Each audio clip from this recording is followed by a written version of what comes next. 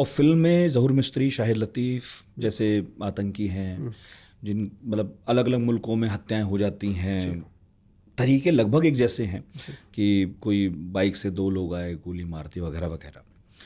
सब ये जानना चाहते हैं कि अननोन मैन हैं कौन, कहाँ से आते हैं, ये रोल कौन निभाने को तैयार हो जाता है। अब जैसे अब आपका जो पहला सवाल था वो भी एक अननोन मैन ही थे, एक तरीके से है ही वो। मेरे को पता है कि वो क्या है, बट बाकी सब के लिए तो एटलीस्ट उस टेररिस्ट सर्कल में तो वो अननोन आदमी था कि आया और मार के चला गया। बट आप पाकिस्तान बेस्ड जो इंसिडेंट्स की आप बात कर रहे हैं, जितना मेरे को अंडरस्टैंडिंग है, जितना मेरे को इन्फॉर्मेशन है, वो वहीं के लोकल लोग होते हैं। और बहुत बार उनको पता भी नहीं होता है कि वो जिसको मार रहे हैं क्यों मार रहे हैं। बहुत बार पता होता है क्यों मार रहे हैं। मनी एक बहुत बड़ा इंसेंटिव होता है उसमें, और करते हैं ऐसे अपना। और वो बहुत छोटी चीज़ है। देखिए, फोकस करना उस पर ज़्यादा इम्पोर्टेंट नहीं है कि शूट आउट कौन कर रहा है, ट्रिगर कौन दबा रहा है।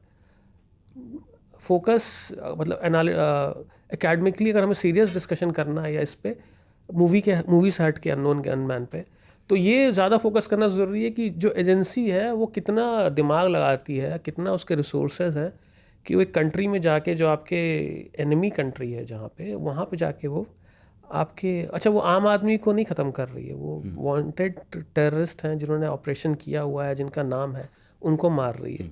तो उस जिनकी श्योरिटी है, बिल्कुल वो ज़्यादा इम्पॉर्टेंट है कि लोग मोसाद की बात करते हैं, CIA की बात करते हैं कि वो ऑपरेशन कर देता है जाके। तो मान के चल रहे हैं अगर हम हाइपोथेटिकली कि रॉ करवा रहा है, तो रॉ तो बहुत बड़ा काम कर रहा है ये। पहले नहीं होता था, अब करवा देता है, वो जाता है। और 2021-20 की बात है, एग्जैक्ट मुझे याद नहीं आ रहा, दिसंबर की, मैंने इस पर स्टोरी की।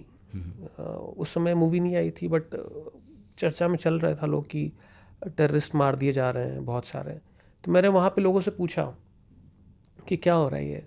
तो उन्होंने भी कहा कि ये आप ही के लोग आते हैं, मतलब इंडिया के लोग, और हमारे दोस्तों को मार के चले जाते हैं, और हम लोग बहुत दहशत में हैं, और हम लोग अंडरग्राउंड चले गए हैं। बहुत सारे टेररिस्ट अंडरग्राउंड चले गए थे उस समय।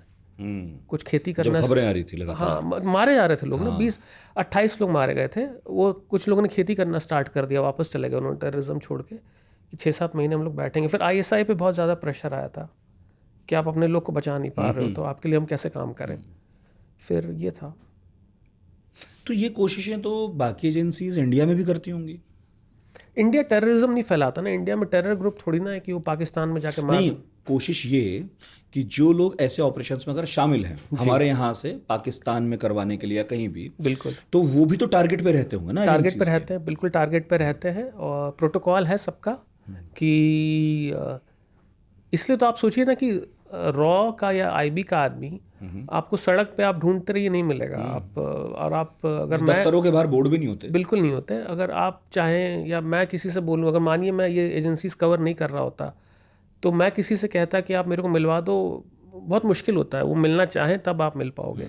उनका प्रोटोकॉल हो ही रहता है, क्योंकि सीक्रेसी उनका सबसे बड़ा पोर्टेंट सही बात वेपन है। है। नहीं तो क्या कुछ ऐसी घटनाएं घटी हैं जब हमारे मुल्क में आके किसी ने किसी ऐसे अफसर को या किसी ऐसे व्यक्ति को मारा हो जिस पर उन्हें संदेह रहा है कि ये हमारे यहाँ ऑपरेशन कराने में शामिल थे? साहब, जितनी मेरी जानकारी आज तक ऐसा नहीं हुआ है। बाहर हुआ था, 80s में हुआ था, ईरान में हुआ था ऐसा। अच्छा, हाँ, वो इंटरनल इश्यूज थे, अलग रीज़न था, बट अभी हमारे यहाँ ऐसा हमारे यहाँ नहीं हुआ है।